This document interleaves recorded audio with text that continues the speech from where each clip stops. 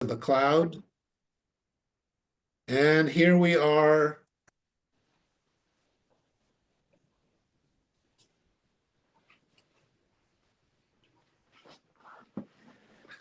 All right, were there any quick questions on any of the Hebrew reading words before we jump right in? Yes. The Of third course. thing from the bottom.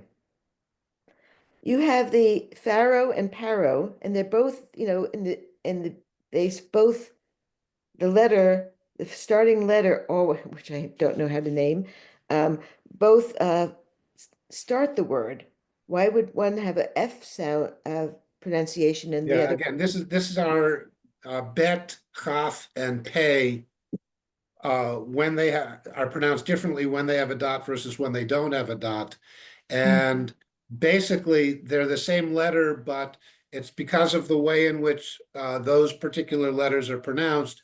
When they're preceded by a vowel, in general, they are the open sound. When they're preceded by a consonant, they're the closed sound. Oh, that makes sense. Lifnei faro, as opposed to lifnei paro. Lifnei faro has more of the flow to it.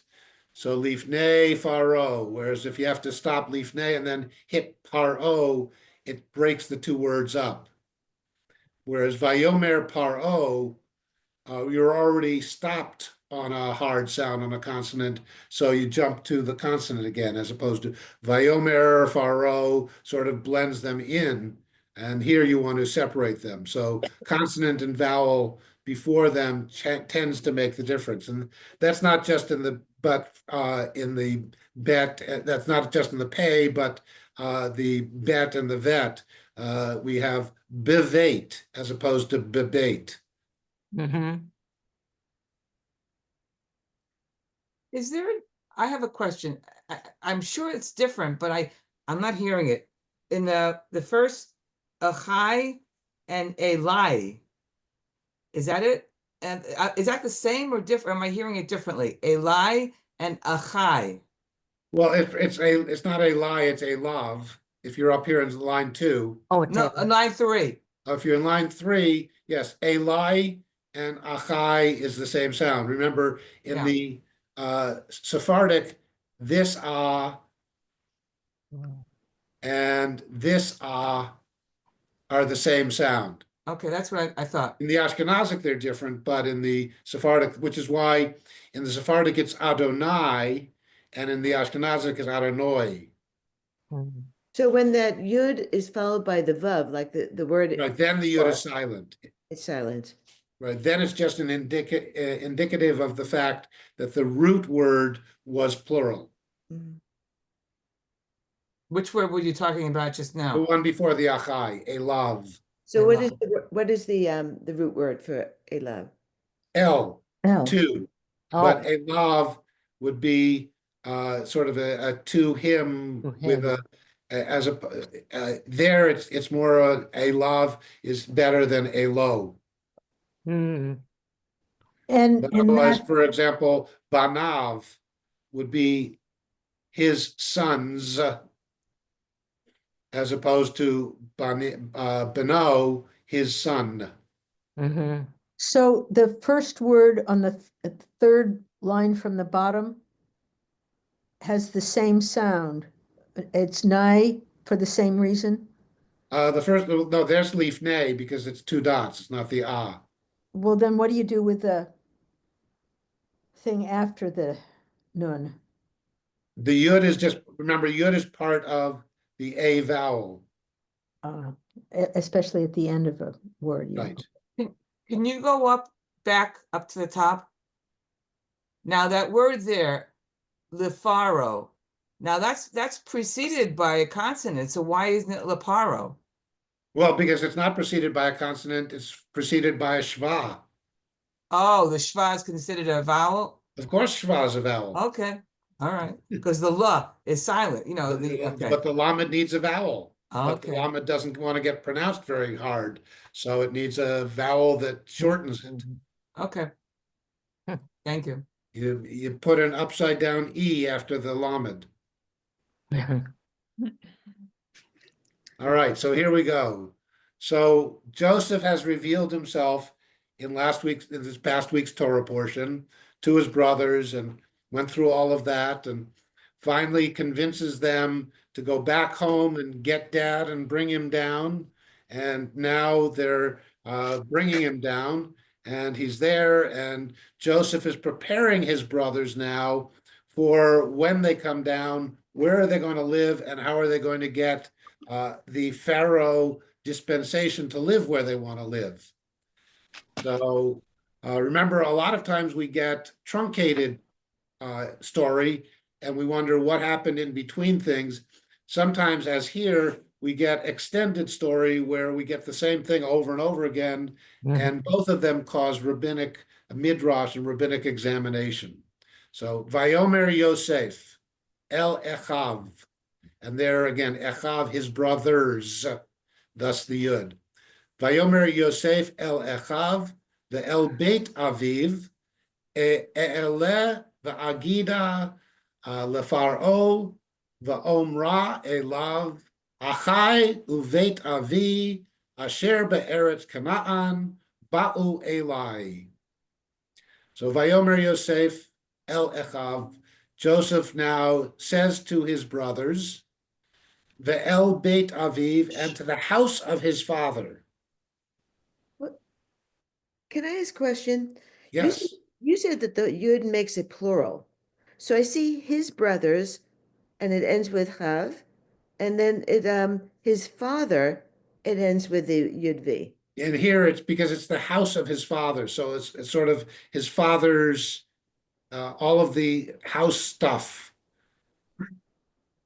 And yeah, again, Aviv in speaking is actually easier to say than Avo. Oh, it would be Vo if it was a singular. Right, His- because Avo would be as if it was a singular noun with the third person singular suffix. If it was just talking about his But we father. know it's a singular father because the plural for Av is Avot. So they're making house plural. They're making it the house of his father, sort of the household stuff. Yeah.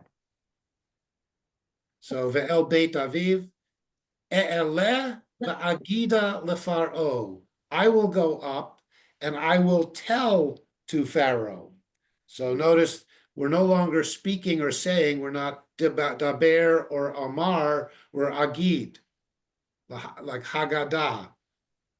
So I'm going to recount, I'm going to tell. So the telling, the Haggadah, of course, is storytelling. So I'm going to tell Pharaoh a story is the implication of using that particular verb, as opposed to I will say, E'eleh, I will, and notice it's E'eleh, I will go up. Not I will go, Elech, I will go to Pharaoh, but I will go up to Pharaoh. So I will go up to Pharaoh, and notice before this, all the time that the going up was going from Egypt to Canaan. So we have a lot of indication along the way here that Joseph is at least as much Egyptian as he is Israel, Hebrew, Canaan, whatever. He's lost a lot of his roots and assimilated into the Egyptian culture. Married an Egyptian princess and wearing Egyptian garments, acting as an Egyptian overseer. So E'eleh, the Agida leFaro, as opposed to Emor leFaro or Adaber leFaro, not I will say to Pharaoh or I will speak to Pharaoh, but Agida, I will tell to Pharaoh. In a sense, we get a hint here, perhaps, that he's going to be telling Pharaoh a story, not necessarily the whole truth. Oh, interesting. Why again is he going up to Pharaoh? Because Pharaoh's the highest court, the highest person in Egypt. Not that it's not that he's not living in the capital. He could be living in the capital. We know he's living in the capital. He's dispensing all the food. He's in charge of the store, the grain store. But when he goes to Pharaoh, he doesn't just go to Pharaoh, he goes up to Pharaoh. And I think also this is going to give us a contrast to when God tells Moses to go to Pharaoh. Moses, who grew up in the court, probably would have had that view of going up to Pharaoh. But later, God will say to Moses, Bo el Pharaoh, come to Pharaoh. Mm-hmm. Does So go we up have this, also imply that there is a throne, that physical throne you go up to? a throne, a hierarchy, Or just you're going to the king? yeah, it could be all of those. It's going up to Pharaoh's court, which is, or throne or room, which is higher than everybody else's. It's going up, in a sense, Egyptian spiritually. And you will recall also that Joseph previously had said to his brothers, I was sold down here for a purpose, and I am of the Pharaoh. I am like a father to Pharaoh. Mm. He previously said, but now he's saying, I have to go up to Pharaoh. He was a father to Pharaoh? Yes, earlier in the text it says, I have become a father to Pharaoh, of the Pharaoh. That's because it gives him all that advice Right, that he needs. exactly.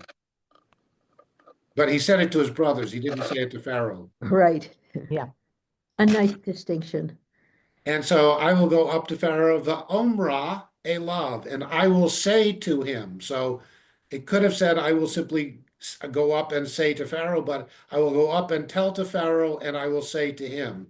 So again, we have this sense, perhaps, that I'm going up to Pharaoh. That, of course, makes sense. I'm going to tell Pharaoh a little bit of a story.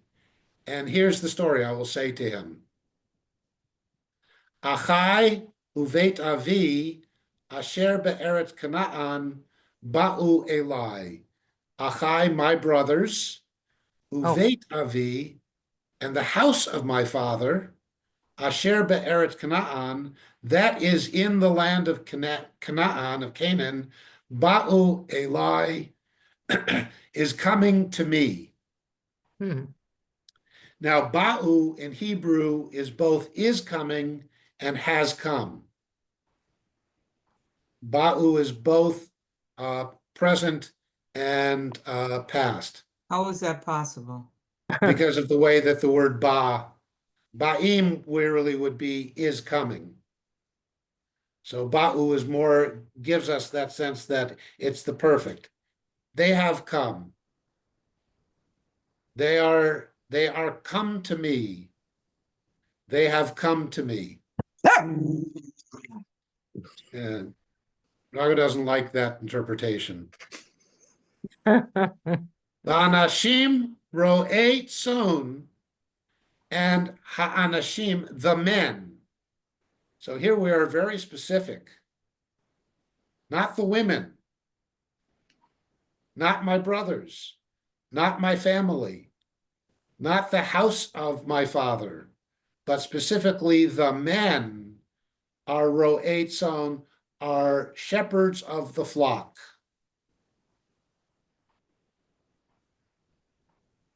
Ki anshe mikneh hayu v'tzonam uv'karam v'chol asher lahem heviu, and they are shepherds of the flock. Ki anshe mikneh, literally they are men of the herd. Oh, So mikneh is the gathering of the animals. And generally, when we talk about cattle, we talk about herds. We talk about sheep, we talk about flocks. Mikneh is the generic term for the animal groups. So, we're playing out Gunsmoke, and Joseph goes to Pharaoh and says, my men are the cattlemen, they're not the ranchers. Could you do that word by word, Roe? Yes, So- ro'eh is ro'eh, ro'eh is shepherd. oh, shepherd. Yes. Adonai ro'i, God is my shepherd. I shall not want. And they are ro'eh tzon, they're specifically shepherds of flocks. Son are sheep. Ki anshe mikneh hayu, for they are cattlemen. They are herdsmen. And again, anshe, men of the herd. Vitzonam, so their flocks. Uvakaram, and their cattle. So tzon is a flock, is the sheep group, and bakar is the cattle, the cow group. Mhm. V'chol asher lahem, and everything asher lahem, that to them, all that they have, heviu, they have brought, they have caused to come. The root ba, and then the hevi tells us it's the causative form. So they've brought everything with them. They packed up a whole bunch of U-Hauls, all those. Recall earlier, he sent up all of the wagons. They packed up all their belongings on their wagons, put the refrigerators, the washer dryers, everything in the wagons, and said, "Wagons ho," and headed down across the land. 33. V'haya ki yikra lachem paro, v'amar ma ma'asechem. V'haya, and it will be. So he's talking to his brothers. He's telling them his plan. He's revealed himself. They've done whatever reconciliation. They threw each other on each other's necks. They did all sorts of things. They kissed and wept and hugged. And now he says, now let's get back to the planning business.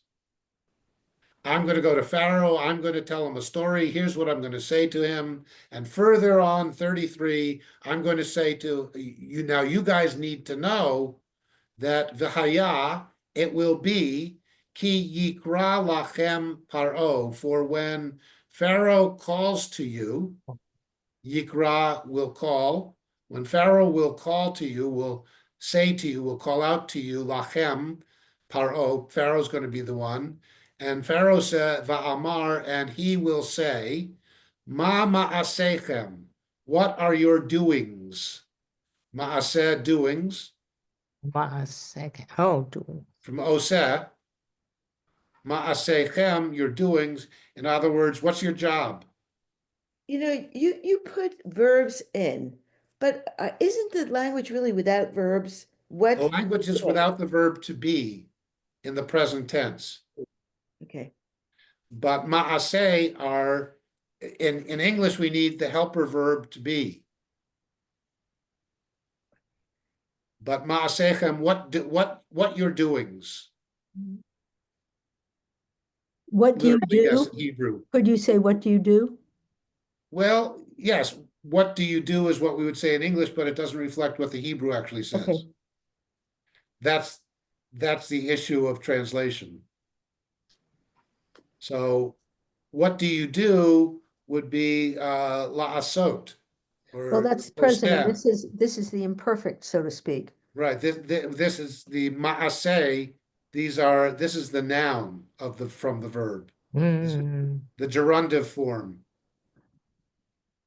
So ma'asechem, what's your job? What do you do? Yes, would be a colloquial in English translation. What do you all do? So, but literally in Hebrew, it's what are your doings? Mm.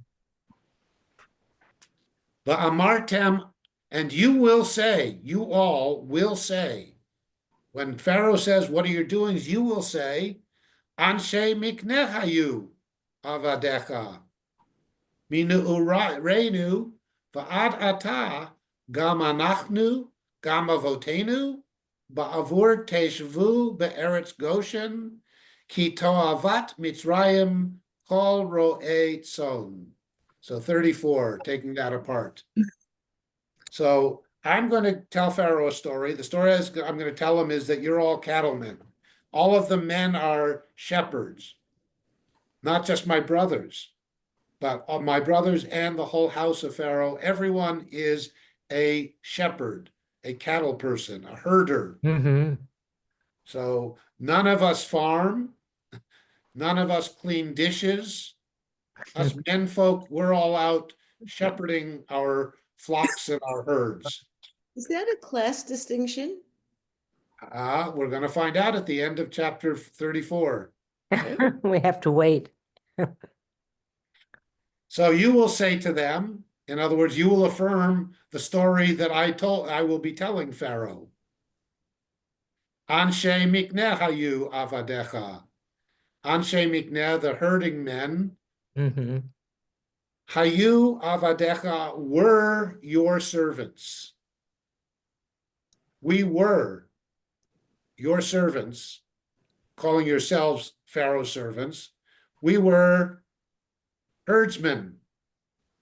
Mina urenu. Na'ar is a Ute.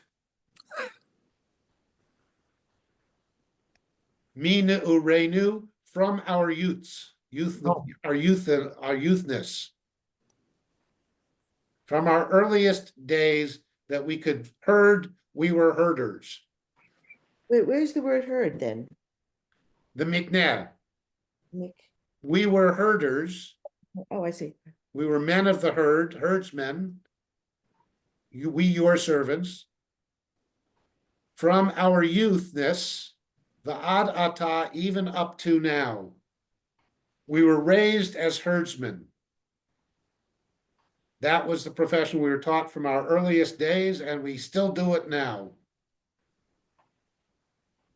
Gam anachnu, also us, that is, the brothers will be saying to Pharaoh.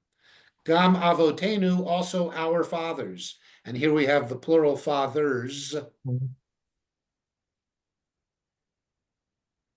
So we were herdsmen since we were young enough to carry a herd staff.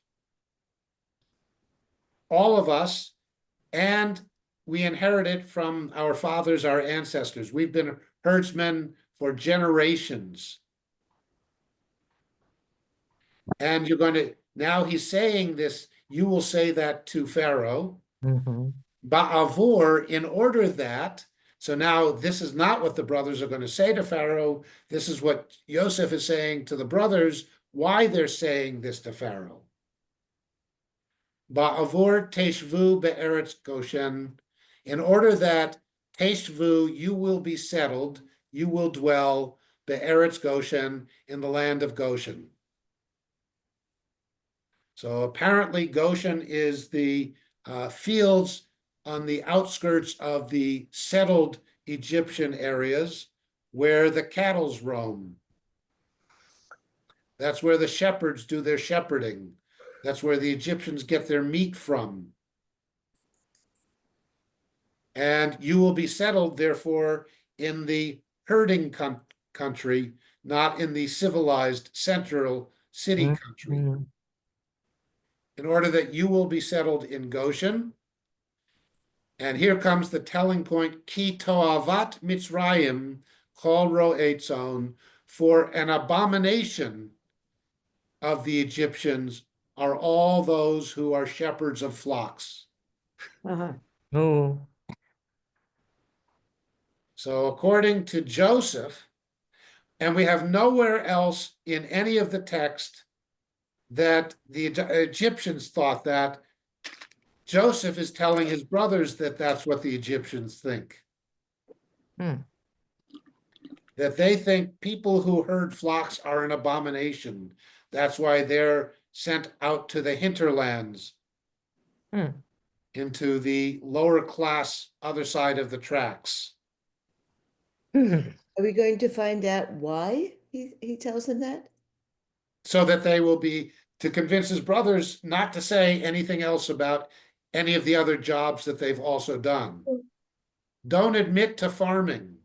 Mm-hmm. Don't admit to any job other than shepherding. But why? Well, his brothers say, why shouldn't we tell him? And he says, because that's, Egyptians think that's an abomination, and they will send you to Goshen, and somehow I have to make sure you all end up in Goshen. Why is Just their sheep so much worse than taking care of cows. Well, taking care of the, I mean, that's also an abomination.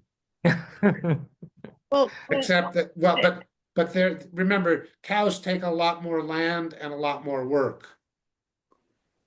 You don't have a lot of Bedouin cow herders. They're much more sheep and goats, much more transportable goods. So is he doing this basically so he can get his family in a land area so that they're settled in with land? They're settled with land in Goshen. Again, we don't know. Joseph doesn't tell us what he's thinking, and we hear from Joseph that everything he gets came from God, but we don't get everything that God gave Joseph told to us from Joseph. We also know from our own range wars that sheep chew further down. They can eat leftovers from Right. cattle. They need less of the land. Right. Well, Yeah. cattle farmers hated sheep.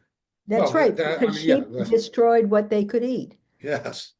And yeah, the ranchers and the farmers and the cattlemen and everybody were always at each other's nerves. In any case, is Joseph doing this to make sure that they all settle in Goshen so that they will be there when it comes time for Moses? Oh, Is Joseph doing this so that he keeps them from assimilating as he did by living in the city? Why mm, is Joseph making sure that everybody gets Goshen? You get the sense it's to keep them safe. Yeah, there's clearly something's going on. Joseph is manipulating. Do we ever find out? Why? We never hear. We have not yet found Joseph's personal journal and diary. So we don't know why he's done this. We Okay. don't know. He does not. The Torah author doesn't give us the workings of Joseph's mind, and we don't get any where Joseph gives us an off-screen soliloquy. Okay. But Joseph is either engineering or manipulating, depending on how you want to view his personality. But he's keeping his brothers, his whole family, off in a segregated community. But that's the question, is he making it a segregated community or a gated community? mm. But in any case, he wants to make sure that they tell Pharaoh only what Pharaoh needs to hear to make sure that they only get settled in Goshen. 47, new chapter. Have we already done the intervening chapters? We're at 46, But the guess- previous one was 34. verse 34. Oh, I see. Yep. But we still skipped from 34. So we skipped, we finished chapter 46. We're now chapter 47. Yeah. So Joseph says to his brothers, I'm going to go tell Pharaoh a story. Here's the story. Then I'm going to bring you. Pharaoh's going to ask you a question. Here's your answer. 47. Joseph then does it. Vayavo Yosef, v'yaged leFaro, vayomer, avi v'achai v'tzonam v'karam v'chol asher lahem ba'u me'eretz Canaan v'hinam be'eretz Goshen. So notice, by the way, in 47, it's Vayavo Yosef, not Vaya'ala. Came Joseph, not went up Joseph. So Joseph says to his brothers, I'm going to go up. But when he goes to do it, he simply comes to Pharaoh. Whenever we get a story repeated, the rabbis like to say, what's different in this story from the previous story? Why do we have to get the whole story? Why not just say, and Joseph did it? In fact, earlier when when the brothers report to Yaakov what Joseph said, and Joseph had said a whole bunch of stuff. It actually simply said, and the brothers told their father everything, and does not recount what they actually told of what Joseph told them to tell him. But here, Vayavo Yosef, Vayaged leFaro. So Joseph came, and Joseph told to Pharaoh, Vayomer, and he said, and here's what he said, here's what he told, Avi, my father, Va'achai, and my brothers, V'tzonam, and their flock, Uvakaram, and their cattle, V'chol asher lahem, and everything that they have, literally all that to them, Ba'u, came, me Eretz Canaan, from the land of Canaan, V'hinam be'eretz Goshen, and now they are all in the land of Goshen. So we have the picture that Goshen is the land in between Canaan and the settled Nile Delta of Egypt. Mm. So they're in the Suez area. And Pharaoh has them building buildings rather than digging a canal later. But they're now in Goshen. So And flocks, even though he told his brothers not to mention the flocks. no, he said, make sure that you say only the flocks, only herdsmen. Yeah. Don't say anything, any other jobs. And there aren't flocks, though, the sheep, pertain to the sheep, which is herding. I mean, Well, I it's shepherding. He told them Yes. to do both, Emily. He told said, them to make bring the sure that you cattle and say the we are sheep." shepherds. He said both of them. Right, we're cattlemen and shepherds, because that's the abomination. So he goes to Pharaoh and says, my family's all there, and everything that they own is all now in Goshen. And two, umikse echav, and mikse from a portion of his brothers. He took a portion of his brothers. He took some of his brothers, lakach, he took. So he took not all of his brothers, but he took some of his brothers, specifically chamisha anashim, 5 men. What we aren't told here is which 5 brothers did he take with him. Well, did he take his brothers or did he take the men who were with his brothers? Well, mikse echav, from the group of his brothers. Oh, So it could have been other men. It could have been, yes. From his brothers, and mikse echav could be his brothers specifically, or his brothers and their entourage. So his brotherly entourage, lakach chamisha anashim, he took 5 men. And remember earlier when he says he's going to tell the Pharaoh the story, he's going to call his brothers men specifically. So he didn't take any of the girls. So he takes 5 men. And we don't know if he took others or if he took some of his brothers and some of his nephews. But he takes specifically 5 men. Vayatzigem lifnei Pharaoh, and he presented them before Pharaoh. So he takes a sampling, a representative group of the men from his whole brothers and father's house, and all of the 66 people who came down to Egypt. Vayomer Paro el Echav, and here it does say that Pharaoh spoke to his brothers. Oh. So it would seem he took 5 brothers. Mm. And we don't know which 5. We know he's got 6 brothers, half-brothers from Leah. He's got 2 half-brothers from Bilhah. He's got 2 half-brothers from Zilpah, and he's got a full brother from Rachel. I would posit to say that he did not take his full brother. I would say most likely he took his 4 half-brothers from the maidservants and some random full half-brother from Leah.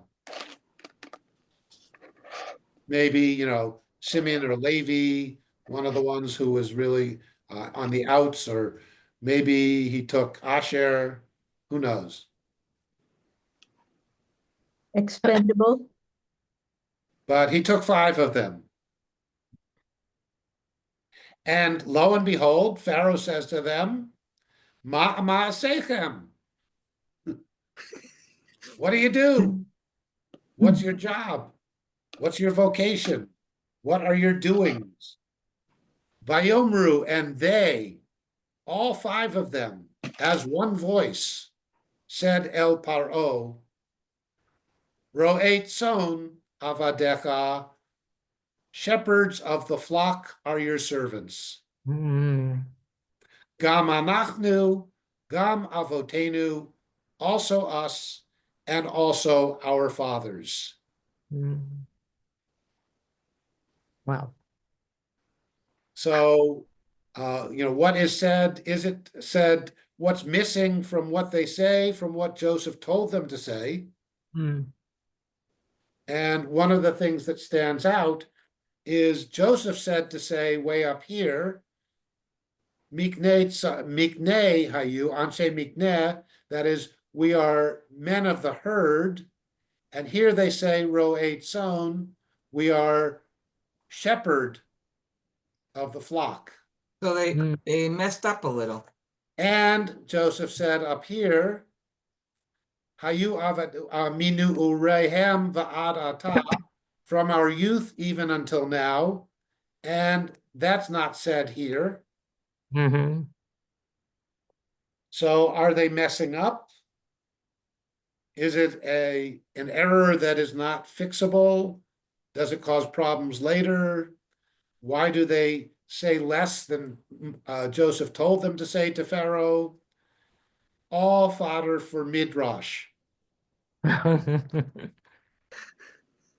Or is it simply an oratorical device of they basically reported to Pharaoh what Joseph told them to report, but I don't have to repeat it word for word? Or maybe an oratorical error. They reported everything, but the orator forgot what they told him to say in the first place. So you can do whatever you want with it. But the important thing from the Midrash, and therefore from any other kind of commentary and any other kind of lesson that we might want to glean from Torah, is when the Torah says in verse 3, repeating the language of verse 33 from above, is why didn't the Torah simply say, and they said to Pharaoh as Joseph had instructed them? Rather than say, again, quoting them. Because as Charles Dickens, I think, did, they were paid by the word. Or And maybe they yes. wanted to get Joseph in trouble. Well, so in all of those cases, you get to interpret.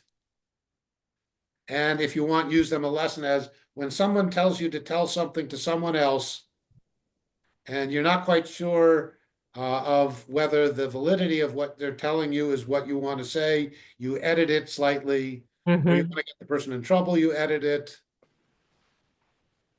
You play the game of telephone. And I know that I had friends when we used to play telephone in camp that they intentionally changed the message as it went around. Oh, you were bad. I didn't say I did, I said they did. But it used to be so funny. At the end, it was a whole different message. Exactly. Started.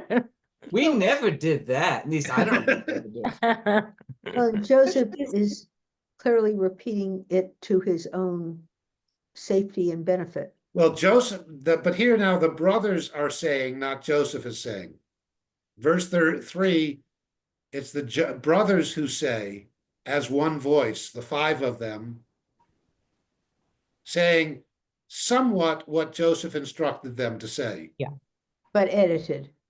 Editing out some aspects of it Mhm.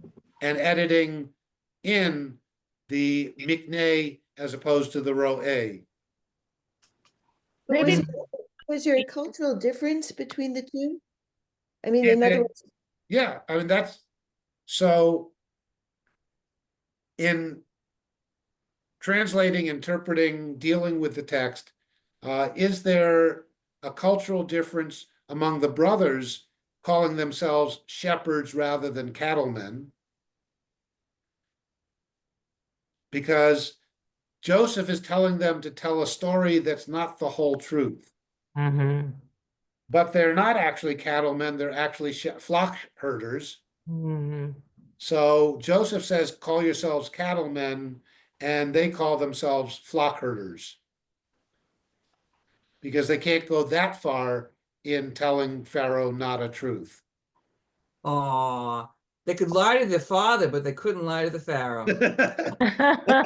They never lied to their father. They brought back the tunic with blood on it and said, what do you make of this? Oh, they were manipulating. They were conniving. So they were truth shaders. Yes. Truth shaded, that's good. And another issue then with the brothers is, did they learn their lesson with their father? And that was what Joseph saw, that they did in fact learn their lesson, because they stood up for Benjamin when they wouldn't stand up for him, and now has to recognize that if they're going to be that way, then he has to accept that they're that way to Pharaoh too, even though he instructed them to lie or to shade the truth further. So- Yes, the answer is you can do all that with the text because the text doesn't tell us. in English, we say flock of sheep, but herd of cattle. Right. I'm not quite sure why we have that difference, but is that the same in Hebrew? Is there a difference between Yeah, flock and Yeah, herd? they did it. Yes, that's the bakar and the tzon and the mikneh and the ro'eh. So Yeah. neither of them mean sheep or cattle. They mean flock or herd. Right. But mikneh then is the generic term. But we do herd of cattle in English so that Abbott and Costello could do their whole routine, where Abbott says herd of cattle and Costello says, of course I've heard of cattle. Well, I learned that from my Calling All Girls. That was the girls' magazine, right? Yes. So the way I heard the joke was, the city cousin comes to visit the country cousin, and she says, "Look at that bunch of cows," or something. Yeah, herd. And the country one says, "No, a cow herd." She said, Cow herd what? "Cow herd." She said, "I don't Have you care heard if of? cow herd. I have no secrets from cows." Yes. So I would imagine that your magazine was written after the Abbott and Costello routine. Or you don't think they learn from Calling All Girls? I forgot about that magazine, Calling All Girls. Wow. And Yeah. I that had it. routine is much less well known than the Who's on First. Yeah. Calling All Girls. God, I forgot But I got they that had magazine. they So had a funny. lot of Abbott and Costello had a lot of English plays on words.